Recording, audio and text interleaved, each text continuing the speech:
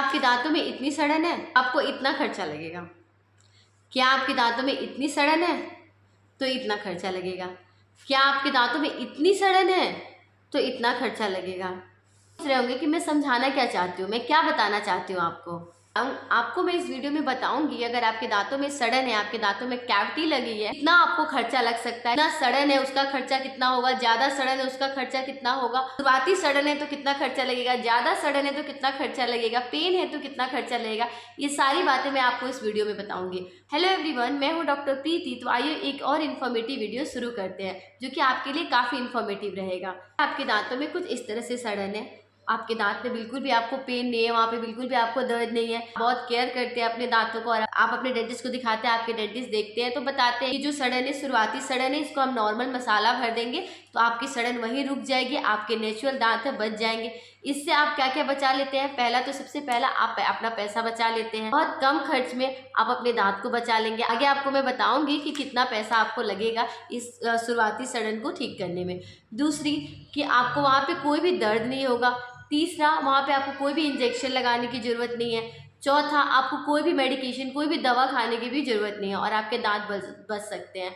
बस आपको इतना ही ध्यान देना है कि अगर आपके दांतों में शुरुआती सड़न है तो आप अपने डेंटिस्ट के पास जाए, आप अपने डेंटिस्ट के पास जाइए और उसको दिखाइए। इसके लिए आपको क्या करना है, आपको हर 6 मंथ अपने डेंटिस्ट के पास विजिट करना है और अपने दांतों को अपना पूरा मुँह का चेकअप जरूर कराना है। अगर आप इस सड़न को अनदेखा कर देते हैं, सोचते यार यार छोटी सी सड़न है, मुझे कोई दर्द नहीं है, वहाँ पे तो कोई भी पेन नहीं है, तो मैं क्यों डेंटिस्ट के पास जाऊँ, क्या जरूरत है जाने। अगर आप इसे अनदेखा कर देते हैं तो with in 3 to 4 month depend करता है कि आप अपने दांतों को किस तरह से सफाई रख रहे हैं, अपने दांतों को किस तरह से ध्यान दे रहे हैं। आपकी जो सड़न है वो डीप होता जाएगा और वो आपके दांत के नसों तक पहुँच जाएगा और आपको वहाँ पे शुरुआत में सेंसिटिविटी लगेगी। तो फिर आप क्या करोगे, आप कोई पेन किलर खा लोगे या कोई घरेलू उपाय करके उसको कुछ दिन के लिए ठीक कर लोगे, लेकिन आपने वहाँ से सड़न नहीं हटाया तो आपकी बीमारी वहीं की वहीं है। कि जो सड़न है, आपकी जो कैविटी है वहीं की वहीं है, तो वो सड़न धीरे धीरे नीचे जाता रहेगा, आपके दांतों को खोखला करता रहेगा और आप इसे अनदेखा कर दे, नॉर्मल पेन किलर खा ले रहे, कोई घरेलू उपाय कर ले रहे हैं कि ठीक हो जाएगा।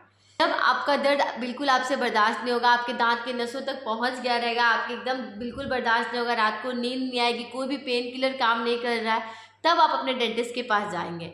तो आपके डेंटिस्ट बताएंगे कि आपका जो दांत है, आपकी सड़न जो है वो आपके दांत के नसों तक पहुंच गई है, तो इस दांत को हम दांतों में रूट कैनाल ट्रीटमेंट करना पड़ेगा, नॉर्मल मसाला से नहीं होगा। इस आपके जो डॉक्टर है, जो डेंटिस्ट है, वो आपको कुछ 3 से 5 दिन तक 5 दिन का एंटीबायोटिक का कोर्स देगा, पेन किलर देगा, ताकि आपका जो यहाँ का इन्फेक्शन है थोड़ा कम हो जाए। 3 से 5 दिन के बाद आपको बुलाते हैं कि आप आइए, आपके दांतों में रूट कैनाल ट्रीटमेंट करना पड़ेगा, फिर आपको आराम मिल जाता है।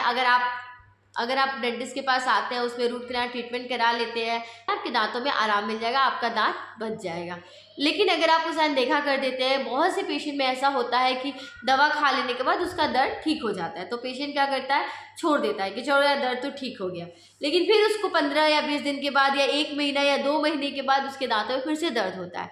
वो डेंटिस्ट के पास आता है, कंडीशन इतनी बदतर हो गई रहती है कि हमें उस केस में दांत को निकालना पड़ता है। लेकिन अगर आप डेंटिस्ट के पास आ जाते हैं, उसमें प्रॉपर ट्रीटमेंट करा लेते हैं, उस दांत पे कैप लगा लेते हैं, तो भी आपका खर्च ज़्यादा नहीं लगेगा, आपका दांत बच जाएगा, आपका नेचुरल दांत बच जाएगा।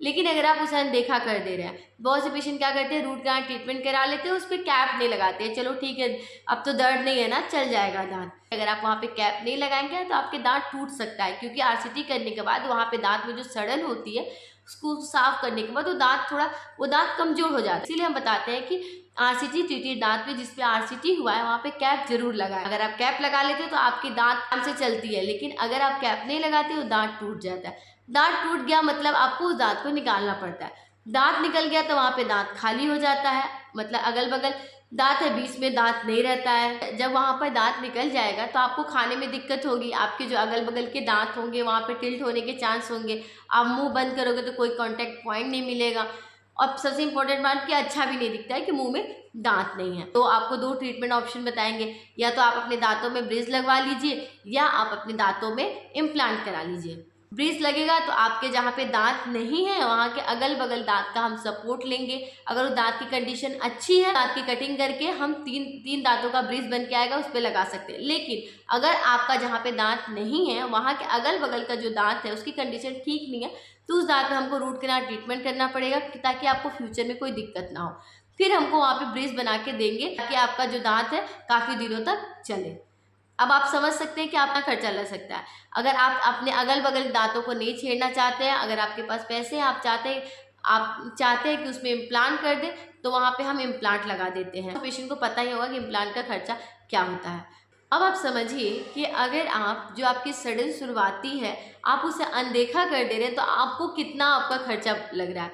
शुरुआत में मैंने आपको बोला ना, यही शुरुआत में मैंने आपको वीडियो दिखा के समझाया, बताया कि अगर आपकी इतनी सड़न है तो आपको कितना खर्चा लगेगा, इससे ज़्यादा है तो कितना खर्चा लगेगा, इससे और भी ज़्यादा है तो कितना खर्चा लगेगा। मैं यही बताना चाह रही थी कि अगर आप अपनी सड़न को, शुरुआती सड़न को अनदेखा कर देंगे तो आपके जो खर्चा, आपके जो दांत, आपके जो नेचुरल दांत हैं वो जा सकते हैं। इसीलिए इस चीज़ पे आपको ध्यान देना बहुत ज़रूरी है। अगर आपकी शुरुआती सड़न तो नॉर्मल 1000 के अंदर आपकी शुरुआती सड़न ठीक हो जाएगी। अगर सड़न आपकी ज़्यादा डीप पहुंच गई है, उसमें रूट कनाल ट्रीटमेंट करना पड़ेगा, तो 3 से 4 हज़ार कैप लेके आपको एक दांत का खर्चा 6 से 7 हज़ार पड़ जाएगा। लेकिन अगर आपने उसे अनदेखा कर दिया, उस पर कैप नहीं लिया, रूट कनाल ट्रीटमेंट करा, उस पर कैप नहीं लिया और दूसरी बात सड़न को ऐसे ही छोड़ दिया, तो इस केस में आपके खर्चे बहुत ज़्यादा हो जाएंगे। सारी चीज़ें आप पे डिपेंड करता है कि आपको किस तरह से अपना ध्यान देना है। अगर अपना प्रॉपर ध्यान देते हैं, अपना ओरल चेकअप सेल्फ करते हैं, हर 6 मंथ में आप डेंटिस्ट से विजिट करते हैं, अपने दांतों का ओरल चेकअप कराते हैं, तो आपको एक कोई भी दिक्कत नहीं आएगा। देखिए, अगर हमारा मुंह जो है हेल्दी है, हमारे दांत हेल्दी हैं, तो हमारे जो और भी बॉडी के पार्ट्स हैं वो भी हेल्दी रहेगा, क्योंकि शुरुआत यहीं से होती है। अगर हम जैसा खाएंगे, जैसा हमारा दांत हेल्प करेगा, चबाने में मदद करेगा जैसा, वैसे ही हमारा अच्छे से डाइजेशन होगा। तो ये आप पे डिपेंड करता है आप अपने दांतों को किस तरह से ध्यान रखते हैं। आई होप ये वीडियो आपके लिए काफ़ी इन्फॉर्मेटिव रहा हो। अगर ये वीडियो पसंद आए तो इस वीडियो को लाइक शेयर जरूर करिएगा। Thank you.